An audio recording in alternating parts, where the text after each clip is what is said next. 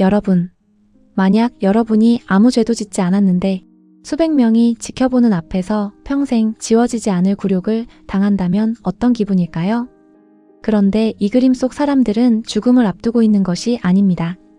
하지만 그들의 얼굴에는 죽음보다 더 깊은 절망이 서려 있습니다. 오늘 소개할 작품은 스페인의 거장 프란시스코 고야의 종교 재판의 한 장면입니다. 시대적 배경. 이 그림을 이해하려면 당시 스페인을 먼저 알아야 합니다. 15세기 이전의 스페인은 여러 왕국으로 나뉘어 있었고 남부에는 약 700년 동안 이슬람 왕조인 그라나다 왕국이 존재했습니다.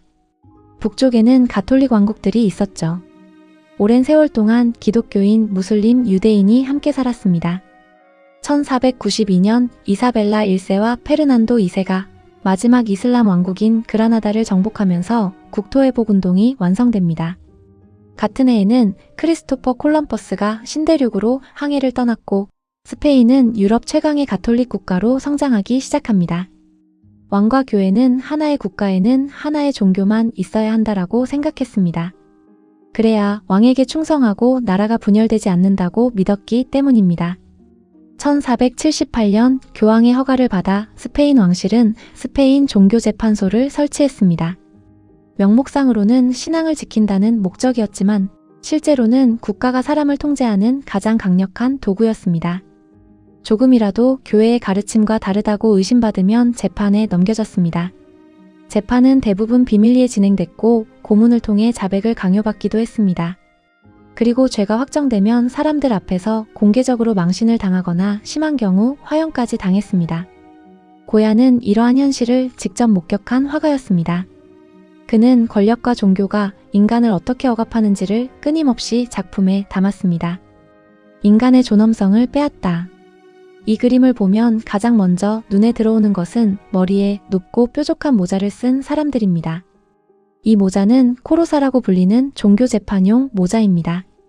모자가 높게 만들어진 이유는 일부러 사람들의 시선을 한눈에 끌기 위해서입니다. 멀리서도 저 사람이 죄인이다 라는 사실을 누구나 알 수 있게 만든 것입니다.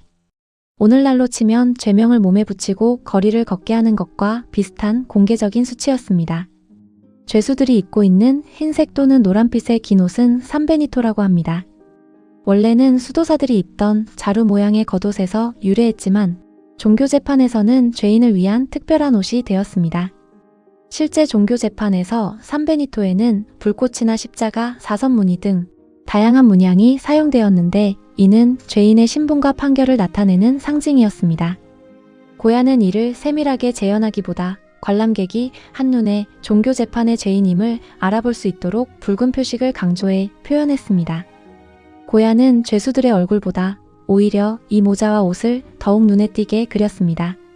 그 이유는 이 그림의 주제가 개인의 죄가 아니라 사람에게 죄인의 낙인을 찍고 공개적으로 모욕하는 권력의 방식에 있었기 때문입니다. 고야는 이러한 모습을 통해 종교재판이 단순히 신앙을 심판하는 제도가 아니라 인간의 존엄성을 빼앗는 권력의 의식이었다는 사실을 강하게 비판하고 있습니다. 사회 비판의 걸작으로 평가받는 이유. 가장 위쪽 중앙을 보면 책상 앞에 앉아있는 사람들이 있습니다. 이들이 바로 종교재판의 재판관들입니다. 흥미로운 점은 고야는 이들의 얼굴을 거의 보이지 않게 그렸습니다. 빛도 거의 닿지 않습니다. 이는 권력은 늘 얼굴을 숨긴 채 사람들의 운명을 결정한다는 의미로 해석됩니다. 죄수들 바로 앞에는 검은 수도복을 입은 성직자들이 앉아 있습니다. 이들은 종교재판을 감독하거나 죄인에게 마지막 회개를 권하는 인물들입니다. 하지만 고야는 이들에게도 특별한 감정을 주지 않았습니다. 기도하는 모습도 슬퍼하는 모습도 없습니다. 무표정한 얼굴은 종교가 자비보다 절차를 우선하게 되었음을 보여줍니다. 왼쪽 의자에 앉아있는 신사는 죄수들을 조용히 바라보고 있습니다. 그의 정확한 신분은 알려져 있지 않지만 법률가나 관리처럼 보이는 복장과 침착한 태도는 이 재판이 특별한 사건이 아니라 사회의 질서로 받아들여지고 있었음을 보여줍니다.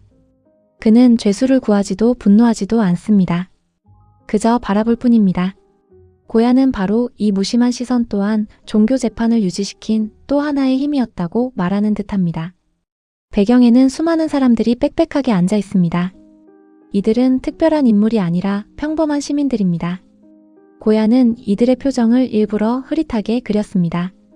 누군가는 무심히 바라보고 누군가는 고개를 숙이고 누군가는 아무 감정도 없습니다. 이들은 폭력을 직접 행사하지는 않지만 아무 말도 하지 않는 사람들입니다. 고야는 바로 이 침묵하는 다수가 종교 재판을 가능하게 만든다고 말하고 있습니다. 이처럼 주변 인물들은 단순한 배경이 아니라 권력이 작동하는 구조 전체를 상징하는 핵심 요소입니다. 이것이 이 작품이 단순한 역사화가 아니라 사회 비판의 걸작으로 평가받는 이유입니다. 숨겨진 의미. 이 작품에는 특별한 영웅도 극적인 구원도 없습니다. 대신 빛과 어둠이 모든 것을 말해줍니다.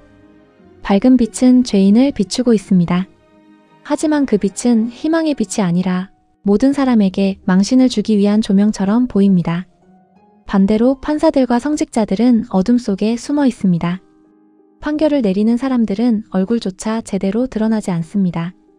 누가 권력을 가지고 있는지, 누가 희생자인지를 빛만으로 표현한 것입니다.